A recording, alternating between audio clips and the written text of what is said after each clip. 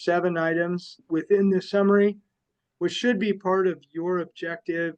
A good property. You want a nice place to live that attracts tenants and keeps them long term. That's a good property. Property in good condition. You're not spending a lot of money on repairs and maintenance over a long period of time. You want a good neighborhood, someplace where the tenants want to live, that they're not transitioning out all the time. There's something that supports their lifestyle. You want a good market, one that's going to hold its value and increase in value over time. And when I say a few environmental and legal concerns, what I mean by environmental concerns are, does it have hail? Does it have tornadoes? Does it have avalanches? Does it have mudslides? Does it have cold? Does it have snow? Does it have hurricanes, fires? So what are all those things that may affect this property? Will that affect the insurance? And then legal concerns. How much does it cost to evict a tenant? How long does it take to evict? Can you get a tenant out in the first place? Do you have property management concerns where they're spending a lot of time and it costs them more money on your property to get anything done with the tenant? Because each market is different and has benefits and drawbacks. Next is it occupied by a good tenant? Is it somebody who pays on time? So this is really important. You can have not a very good property and not very good condition and not a very good neighborhood and not a very good market. You could still have a good rental because you have a good tenant, somebody that's paying on time and consistently. They pay all the time regularly.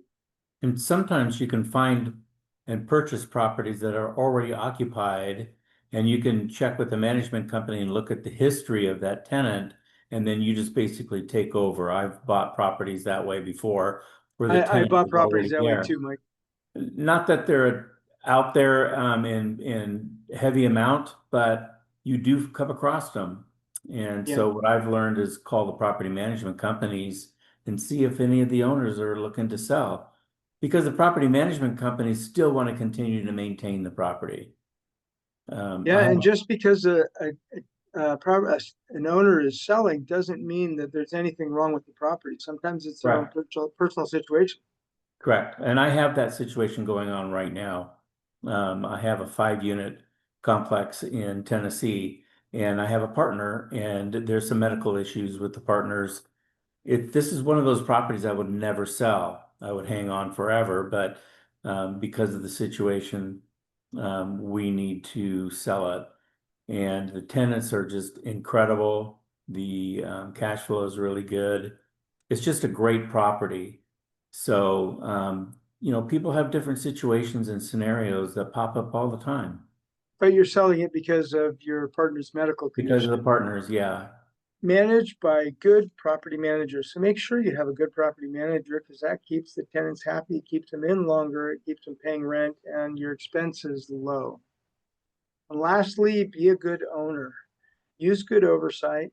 I have heard lots of stories of owners who just make bad decisions, and they put it on the property manager to execute the decisions when those decisions should have never been decided on. It should have been something else that should have happened.